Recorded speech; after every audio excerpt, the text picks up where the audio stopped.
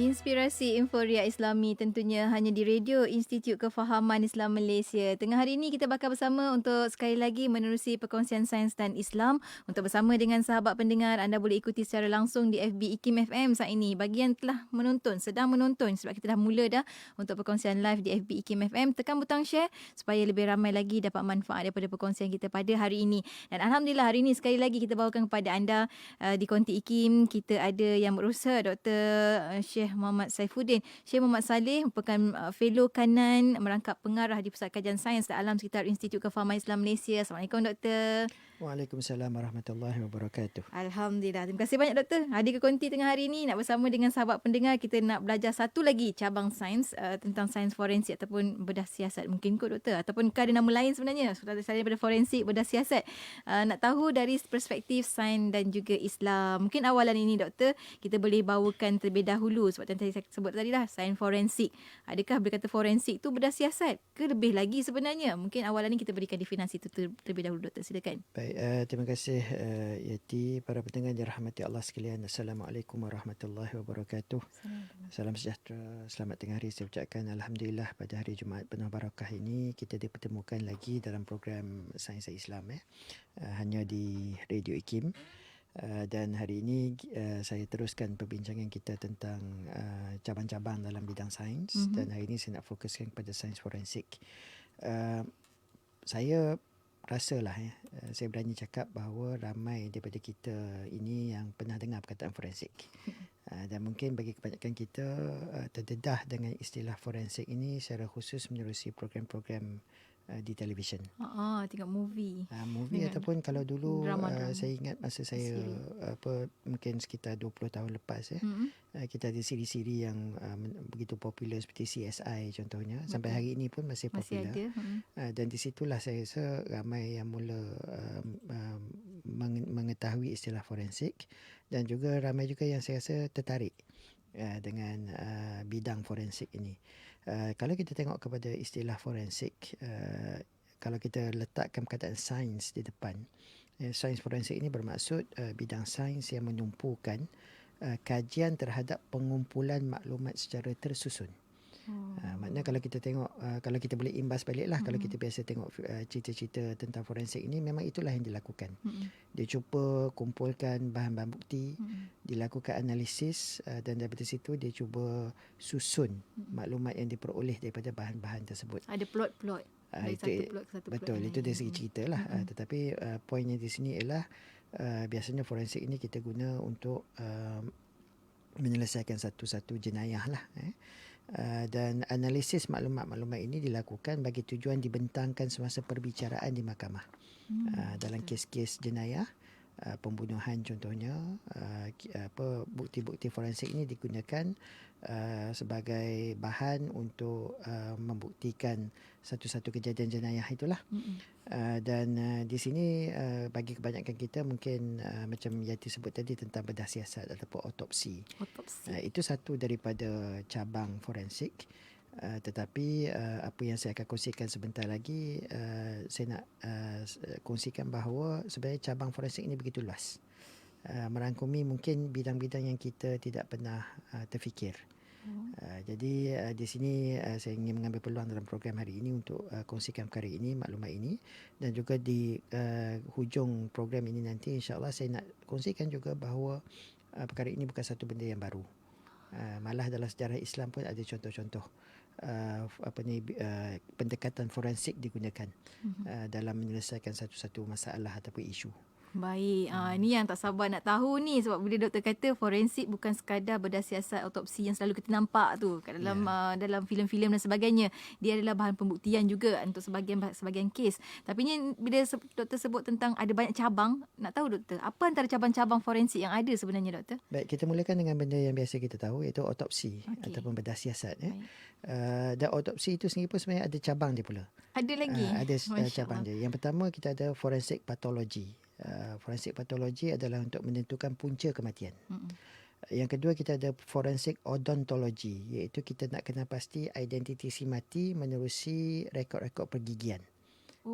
Sebab apa di negara-negara maju misalnya dia ada rekod pergigian yang disimpan, dental records, yang mana kalau berlaku misalnya jumpa satu mayat yang tidak dikenali identiti dia boleh juga rujuk rekod pergigian itu di samping perkara-perkara lain lah. Maknanya selain daripada DNA, Selain daripada dengan DNA, gigi selain pun daripada boleh. cap jari, dengan gigi pun boleh. Baik.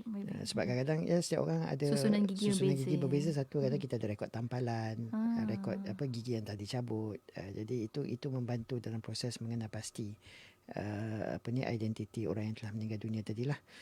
Kemudian kita ada forensic anthropology, iaitu kita kena pasti identiti si mati daripada tulang. Itu pun boleh dilakukan. Kemudian satu lagi cabang kepada autopsi ialah forensik taphonomy, iaitu dibuat kajian ke atas proses perebutan mayat. Antara lain nak tahu mayat tu dah berapa lama. Sebab perebutan mayat ini pun ada proses-prosesnya, ada stage atau tahapnya yang boleh memberi gambaran dari segi tempoh masa dia dah mati, ataupun juga mungkin tempat dia mati berdasarkan mungkin apa yang ada pada perebutan tersebut. Kadang dengan senario atau situasi tertentu, condition tertentu, perebutan mayat berlaku dengan lebih cepat. Maknanya ada faktor luaran juga. Ada faktor-faktor lain juga. Itu juga boleh diletakkan di bawah bidang ini. Satu lagi cabang ialah forensic entomology, iaitu penggunaan serangga pada atau sekitar mayat bagi menentukan masa dan tempat kematian. Jadi ini cabang kepada autopsi lah. Dan macam kita sebut tadi, autopsi ini mungkin satu cabang forensik yang memang ramai maklum. Kita ada juga forensik dalam bidang psikologi dan juga forensik psikiatri. Ini mungkin jarang orang dengar. Menarik ni. Yang ini satu bidang yang mana dia penting untuk tujuan untuk kita membuat profiling bagi penjenayah, dan juga nak kaji tingkah laku penjenayah. Contohnya kita nak kesan mangsa culik, kita nak kesan mungkin sasaran jenayah seterusnya. Berdasarkan profiling yang dibuat ke atas tingkah laku suspek ataupun penjenayah menerusi kaedah ilmu psikologi dan juga psikiatri. Maknanya baca pattern orang. Ada pattern. Ini juga ada satu siri TV juga yang membawa menggunakan pendekatan forensik psikologi dan forensik psikiatri ini. Selain daripada itu, kita ada cabang-cabang forensik yang juga saya rasa setengah-setengahnya kita biasa dengar. Contohnya balistik. Maksud dia, Doktor? Balistik adalah kita analisis senjata api, peluru, nak kena jenis pasti apa daripada senjata mana. Nak tahu dia di tembakan itu daripada senjata apa dan sebagainya. Balistik. Kemudian daktilografi, analisis cap jari, ini yang paling biasa. Kalau biasa berlaku kes-kes pecah rumah, ataupun apa-apa juga jenayah, antara perkara yang diambil adalah kesan cap jari yang boleh analisis dan dibandingkan dengan rekod dalam database yang sedia adalah. Kadang-kadang kalau perkara itu dilakukan oleh penjenayah yang memang ada rekod jenayah, ini boleh dikesan lah menerusi analisis cap jari. Kemudian kita ada forensik genetik. Yang ini kita menggunakan DNA. Ini pun satu perkara yang saya kira digunakan dengan meluas sekarang ini.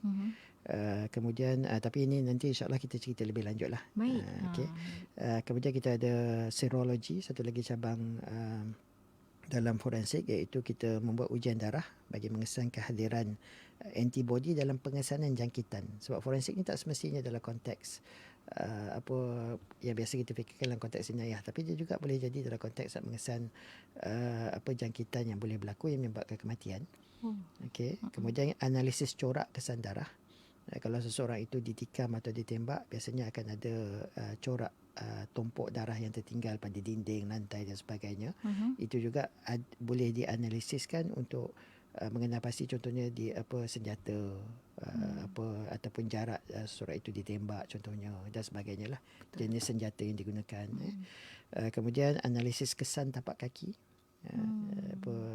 Itu pun ada sebahagian daripada forensik juga. Betul, itu satu cabang forensik. Dan satu lagi cabang forensik yang menarik bagi saya adalah analisis kesan tayar kenderaan. Ini selalu kita tengok ni kat CSI. Betul.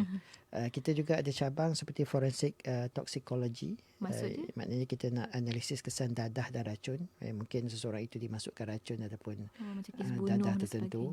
Okay. Juga kita ada forensik palynology, iaitu analisis debunga dan juga sebut-sebut galian bagi menentukan lokasi dan masa kejadian kematian misalnya. Satu lagi cabang forensik yang mungkin jarang kita perasan, tapi dia forensik juga, ialah forensik komputer. Maknanya pakar dalam bidang tersebut boleh menganalisis perkakasan hardware ataupun maklumat ataupun database untuk mengesan, misalnya kadang-kadang orang melakukan salah laku menggunakan komputer dan peranti-peranti berkenaan, itu juga boleh dianalisis. Cyberbully, untuk cyberbully antaranya lah ataupun dia membuat pemindahan data wang secara tidak sah. Itu semua boleh dilakukan dengan forensik komputer. Kita juga ada forensik kejuruteraan. Ini benda yang biasa, tapi mungkin kita tak letakkan dalam konteks istilah forensik itu. Tetapi misalnya kalau ada binaan atau pembangunan yang runtuh, dilakukan siasatan, jadi fungsi forensik kejuruteraan adalah untuk mengkaji kenapa runtuhan itu berlaku, apa yang berlaku. Untuk mengkaji kegagalan struktur tanah yang menyebabkan tanah runtuh contohnya. Untuk menyiasat punca kebakaran dan cara kebakaran merebak. Ini juga satu cabang di bawah forensik kejuruteraan. Kalau kita tengok jabatan bomba, dia ada satu unit khas. Betul. Kemudian untuk melakukan rekonstruksi semula kemalangan yang melibatkan kenderaan seperti kereta, motosikal kalau di jalan raya, malah kapal terbang pun, kereta api. Ini juga di bawah satu cabang yang kita kenali sebagai forensik kejuruteraan. Satu lagi yang saya rasa mungkin ramai maklum tapi tak perasan, ini juga bawah bidang forensik. Forensik perakaunan.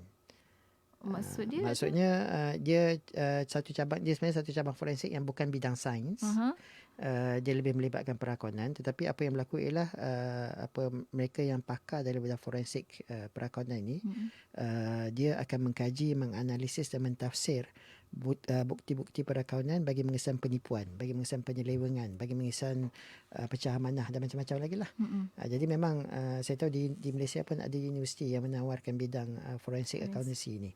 Jadi di sini kita lihat cabang forensik memang pelbagai. Kalau dulu mungkin orang nampak otopsi ataupun yang berkaitan dengan bidang kimia ataupun biologi, tetapi kita tengok dia melibatkan juga psikiatri, psikologi, sains komputer, kejuruteraan, malah juga masuk ke dalam bidang yang kita tak kategorikan sebagai bidang sains, iaitu perakaunan. Masya Allah. Tapi pokoknya di sini forensik ini adalah satu bidang yang menganalisis maklumat secara tersusun. Supaya kita dapat menyelesaikan satu-satu isu atau mengenal pasti punca berlaku satu-satu perkara. Baik, sebenarnya masih lagi dalam sains juga lah doktor kan, sebab dia mengambil data. Betul. Kan, menganalisis dan sebagainya. Dalam konteks sains kita menyusun maklumat itu secara yang logik, supaya mudah untuk kita kenal pasti dan kita analisis dan mencari trend atau pattern atau corak. Baik, kita ber-CSI tengah hari ini, Masya Allah, untuk mencari pembuktian. Maknanya forensik ni kebanyakannya digunakan untuk pembuktian kan, doktor. Betul. Kan. Dan kita akan berhenti rehat seketika. Selepas ini kita nak tahu juga bagaimana yang dikatakan forensik itu bidang ilmu yang baru. Ada orang kata ini baru ni, baru dengar tadi. Oh, ada rupanya, Masya Allah. Kita akan kongsikan, kita akan bedah siasat lagi tentang forensik ni. Untuk anda jangan ke mana-mana, teruskan kesetiaan bersama kami tentunya hanya di IKIM, Inspirasi Inforia Islami.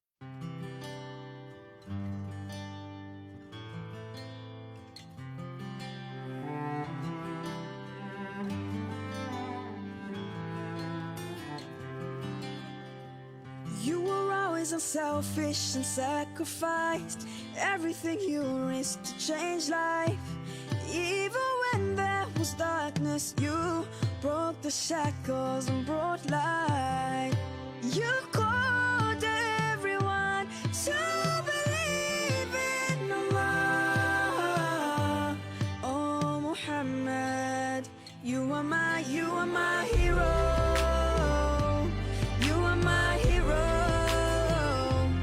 You are my hero. Always my hero. It's the way that you smiled with serenity and how you forgave all your enemies. I will always hold your love and all your teachings in my heart. You called everyone to believe in Allah. Oh Muhammad, you are my hero. You are my hero. You are my hero.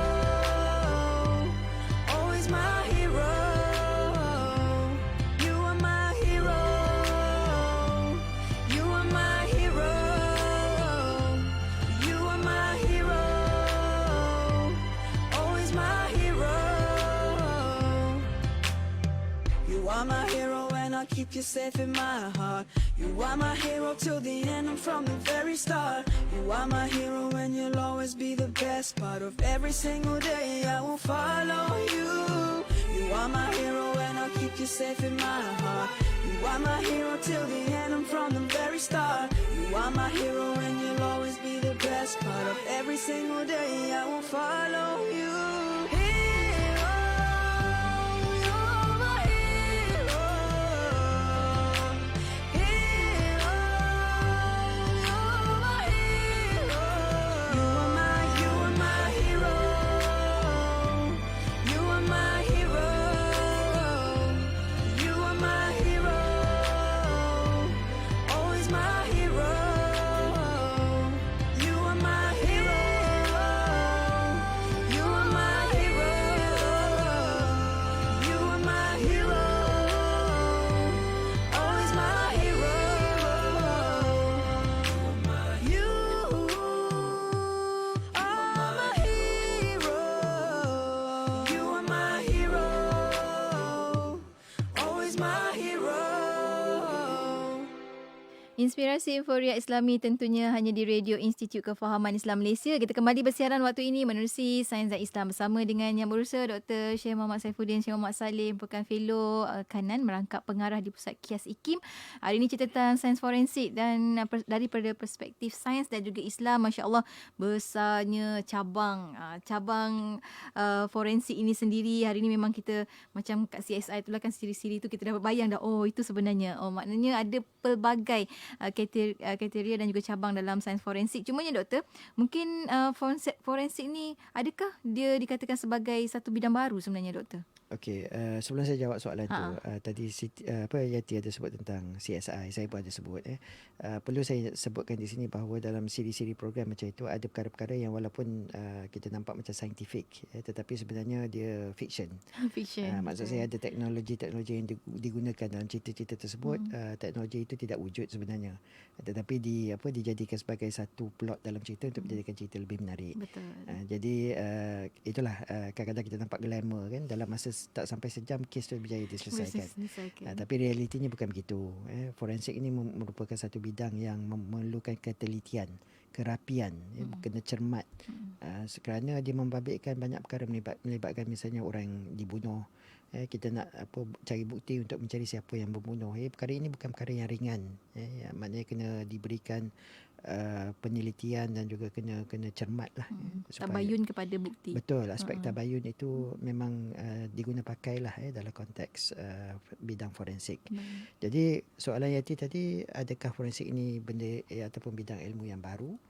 Kalau saya tanya Yati, agak-agak Yati rasa dah berapa lama dah bidang forensik ni ada? Kalau tengok TV tu macam dah lama lah doktor ya. Masya-Allah. Saya rasa dah lama dah. Dah lama Kalau ikut catatan terawal tentang penggunaan sains forensik dalam sejarah manusia ni, kita dapat kesan kira-kira 2,200 tahun yang lalu. Oh, masya-Allah. Dah lama dah. Seorang tokoh yang saya rasa setengah-setengah kita mungkin biasa dengar, nama dia Archimedes. Seorang ilmuwan daripada Yunani ataupun Greece, yang mana dia menggunakan pendekatan penyesaran air untuk membezakan antara emas tulen dengan emas palsu. Kerana emas tulen dengan emas palsu, emas tulen dia punya ketumpatan dia tinggi berbanding dengan emas palsu. Jadi kalau kita letakkan dalam bekas air yang penuh, dia punya sesaran dia, kadar dan kuantiti yang tersesar itu, air yang tersesar itu berbeza.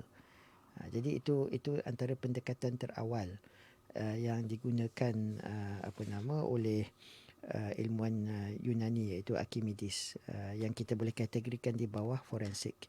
Maknanya forensik juga satu bidang yang boleh kita gunakan untuk kena pasti sama ada satu bahan itu tulen atau tidak. Satu bentuk pengkajian juga. Pembuktian juga. Pembuktian, betul. Jadi jangan kita limitkan atau bataskan forensik ni hanya kepada kes-kes jenayah seperti pembunuhan. Jadi kemudian yang keduanya saya nak sebutkan juga,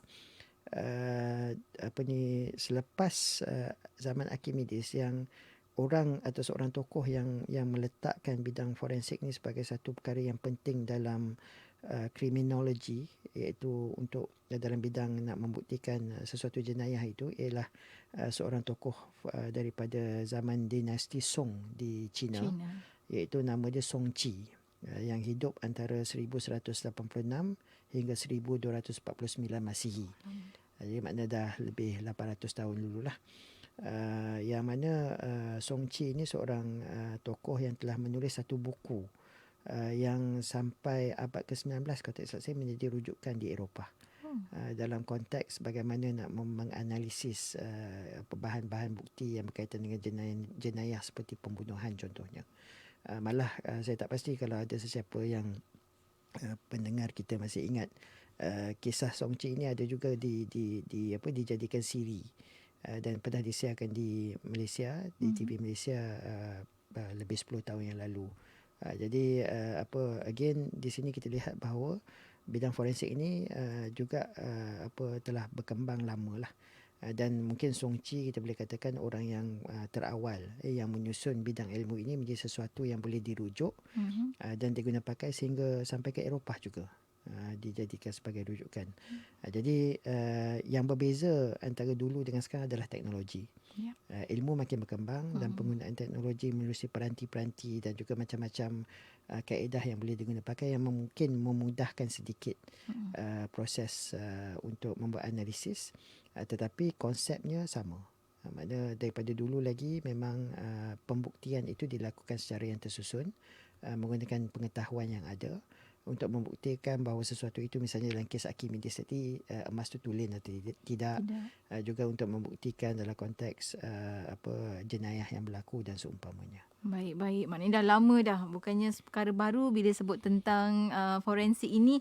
Dan cuma kalau kita pergi ke awal tadi kan doktor sebut tentang DNA. Sebab doktor kata doktor nak kongsikan kita banyak juga tentang DNA ni, tentang penggunaan DNA yang boleh dianalisis. Boleh tak doktor berikan sedikit penerangan berkenaan dengan DNA ni doktor? Ya, tadi kalau soalan berikut ataupun soalan tadi yang sebelum ini saya sebut bahawa bidang forensik ini dah lama. Betul. Tetapi satu perkembangan baharulah yang secara relatifnya baharu dalam bidang forensik ialah tentang cap jari DNA. Oh, itu baru? Ialah secara perbandingan. perbandingan. Cap jari DNA ni biasa kita kata cap jari kan. Tetapi DNA juga kita boleh guna istilah cap jari DNA. Satu revolusi yang amat penting dalam bidang forensik. Kalau kita tengok sebenarnya manusia ni, DNA manusia antara satu sama lain, kita punya DNA 99.9% sama. Sebenarnya DNA kita. Okey, itu yang menjadikan kita manusia. Tetapi ada 0.1% yang berbeza itu sudah cukup perbezaan untuk membezakan antara satu individu dengan satu individu yang lain. Masya Allah. Itu kehebatan Allah Subhanahu Wa Taala yang menciptakan kita walaupun 99.9% DNA sama, tapi dengan 0.1% yang berbeza itu membezakan semua orang. Membezakan antara seorang dengan orang lain. Dan perbezaan yang kecil inilah cukup signifikan untuk kita mengesan seseorang yang melakukan satu perkara contohnya. Dan perkara ini kita dah mula lihat profiling DNA ni bermula sekitar tahun 1985. Jadi maknanya secara berbanding dengan kaedah-kaedah lain ini agak barulah. Tetapi kenapa dia bersifat revolusi? Kerana sumber cap jari DNA ini ada pelbagai. Nombor satu yang paling mudah darah. Air liur. Kemudian air mani contohnya. Bendaleh atau tisu yang boleh kita ambil daripada barangan peribadi. Contohnya daripada pisau cukur, daripada brus gigi, daripada tuala. Sel kulit lah kiranya. Daripada apa yang tertinggal pada benda-benda peribadi itu kita boleh dapatkan bendalir ataupun tisu. Kemudian daripada tisu-tisu biopsi, daripada tisu-tisu mayat, daripada tisu-tisu ahli keluarga juga. Itu untuk mencari matching contohnya. Jadi kalau kita tengok memang sumber bagi cap jari DNA ini banyak. Masya-Allah. Jadi di sini membuka ruang kepada kita untuk orang kata mencari bukti untuk menegakkan keadilan lah. Yang penting di sini analisis tersebut membantu dalam banyak kes-kes jenayah. Dan ini satu perkembangan dalam bidang sains, khususnya dalam bidang genetik yang menyumbang kepada proses menegakkan keadilan. Baik, Masya Allah. Dan bila saya tengok kan, antara universiti yang menawarkan kan program sains forensik ni macam UKM ada juga kan. Tapi saya rasa ada juga beberapa universiti lagi. Tapi itulah, bila cakap tentang forensik ni, mungkin doktor boleh berikan tak contoh. Ini sekarang lah apa yang kita boleh nampak sekarang. Cuma nak tahu kalau dalam sejarah Islam, doktor. Sebab kita hari ni kita nak lihat sudut perspektif sains dan juga perspektif Islam itu sendiri. Dari sudut sejarah Islam, ada tak pernah diketengahkan tentang forensik, kaedah forensik ni, doktor? Baik, dalam sejarah Islam ada pendekatan-pendekatan yang kita boleh letakkan di bawah kategori forensik. Malah daripada zaman Nabi Muhammad sallallahu alaihi wasallam lagi ada contoh-contohnya. Saya nak bawakan 4 contoh lah. Yang pertama, apabila Abu Jahal dibunuh. Okey. Ada 2 orang anak Afra datang berjumpa dengan Nabi Muhammad sallallahu alaihi wasallam yang kedua-duanya mengaku mereka lah yang membunuh Abu Jahal. Jadi cara Nabi nak menentukan siapa sebenarnya yang telah membunuh Abu Jahal itu, Rasulullah sallallahu alaihi wasallam menggunakan pendekatan forensik sebenarnya. Masya Allah. Iaitu dengan melihat pedang masing-masing. Pedang yang mempunyai kesan darah itulah yang membunuh. Oh, Masya Allah, betul. Abu Jahal kan. Jadi itu pendekatan forensik sebenarnya yang digunakan pakai oleh Nabi Muhammad sallallahu alaihi wasallam. Istilah forensik tak ada zaman itu. Tetapi pendekatan itu telah kaedahnya dah digunakan. Betul, baginda telah gunakan kaedah yang sama. Kemudian satu lagi situasi yang berlaku juga melibatkan Nabi Muhammad sallallahu alaihi wasallam ialah apabila seorang lelaki Arab, Bani Fazarah, datang mengadu kepada baginda bahawa isterinya telah melahirkan seorang anak yang berkulit hitam. Sedangkan isterinya juga orang Arab. Jadi mungkin orang Arab ni kulitnya lebih cerah. Tetapi anak yang dilahirkan itu berkulit gelap. Jadi menimbulkan keraguan di pihak lelaki tersebut. Lelaki tersebut datang jumpa Nabi Muhammad sallallahu alaihi wasallam. Di sini Nabi Muhammad sallallahu alaihi wasallam telah menunjukkan kefahaman yang begitu baik tentang bidang yang kita kenali hari ini sebagai genetik, tentang keturunan. Nabi tanya kepada lelaki tersebut sama ada dia ada unta atau tidak. Lelaki tersebut kata dia ada beberapa ekor unta. Nabi tanya dalam unta yang dia ada itu warna apa. Dia kata kebanyakannya warna perang. Dalam banyak-banyak unta perang tu ada tak unta yang berwarna hitam? Jadi lelaki tersebut ada. Nabi tanya balik kepada lelaki tadi, yang unta hitam tu datang dari mana? Jadi lelaki tersebut jawab mungkin daripada leluhur dia punya baka yang ada itu yang menyebabkan ada unta warna hitam. Jadi Nabi kata kemungkinan anak yang berkulit gelap itu juga datang daripada baka salah seorang yang diturunkan kepada anak tersebut. Genetik, aspek genetik. Di sini menunjukkan kefahaman baginda sallallahu alaihi wasallam tentang aspek baka tadi, aspek genetik. Yang juga satu bentuk penyiasatan forensik lah. Betul. Satu lagi kisah yang menarik juga melibatkan Nabi Muhammad sallallahu alaihi wasallam tentang li'an. Li'an ni ialah sumpah dilakukan oleh seorang suami kepada isterinya bahawa ia telah melakukan perbuatan zina dengan lelaki lain. Jadi ini melibatkan kes li'an Hilal ibnu Umayyah dan isterinya yang dituduh berzina dengan Syarik ibnu Sahma. Ada dalam satu hadis yang panjang menceritakan perkara ini, yang mana baginda juga menggunakan pendekatan forensik. Baginda kata, Nabi Muhammad sallallahu alaihi wasallam bersabda, jika dia merujuk kepada isteri tadi, jika dia melahirkan anak yang bermata hitam dengan pinggul besar dan betisnya besar berisi, maka dia adalah anak Syarik ibnu Sahma. Jadi maknanya kita tunggu bayi itu lahir, tengok dari segi fizikalnya menyerupai siapa, menyerupai Hilal ataupun menyerupai Syarik.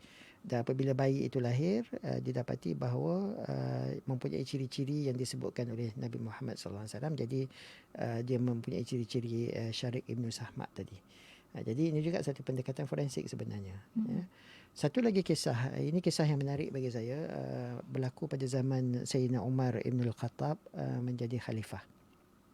Seorang perempuan yang meminati seorang lelaki Ansar datang kepada Sayyidina Umar mengadu bahawa dia telah dirogol oleh lelaki tersebut.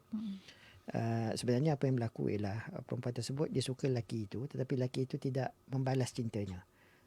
Jadi kerana dia nak mendapatkan juga lelaki itu, dia telah membawakan kepada Sayyidina Umar aduan bahawa dia telah dirogol dengan membawa satu bahan bukti.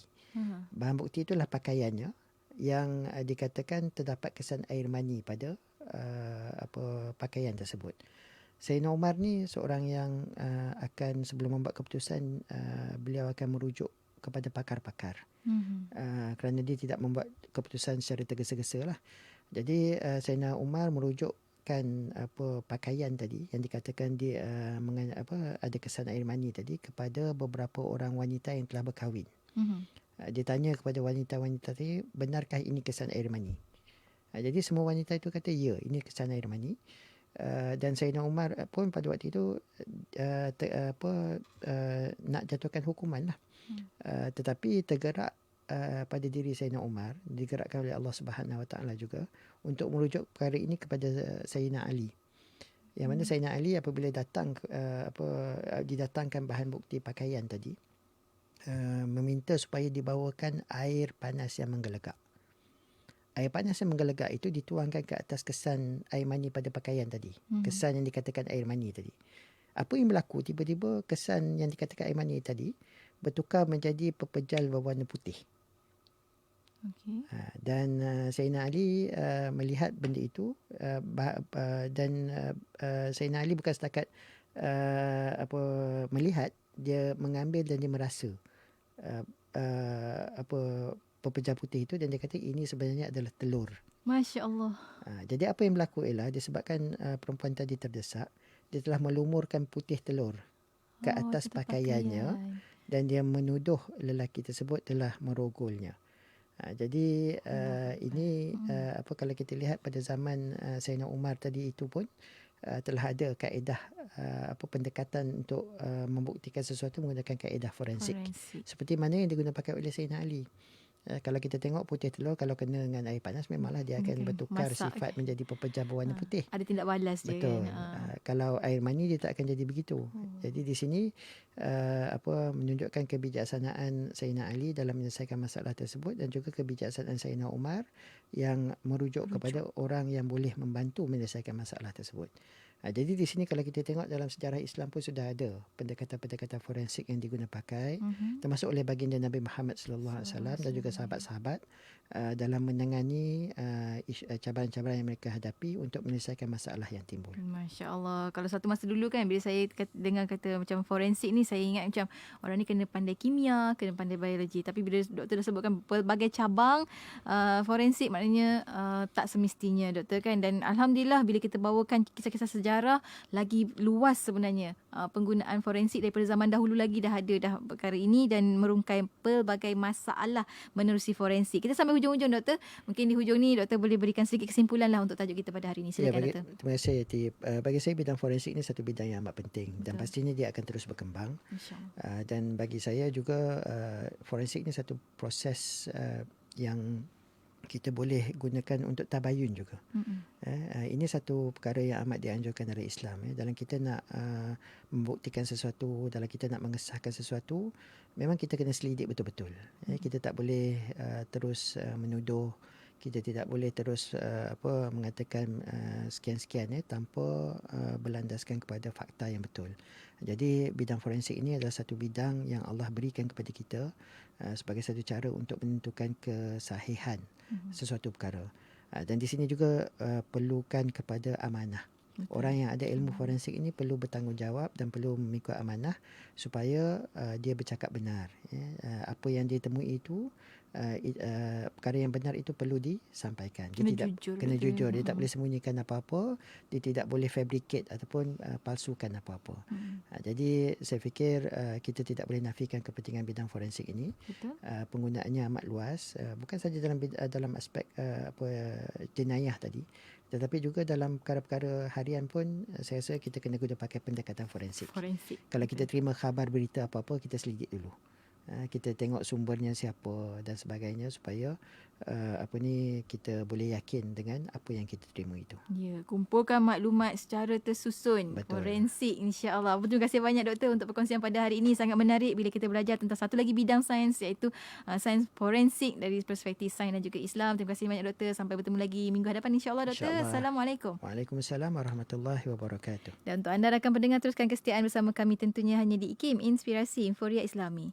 Bayangkan anda mempunyai rumah sebesar alam di syurga.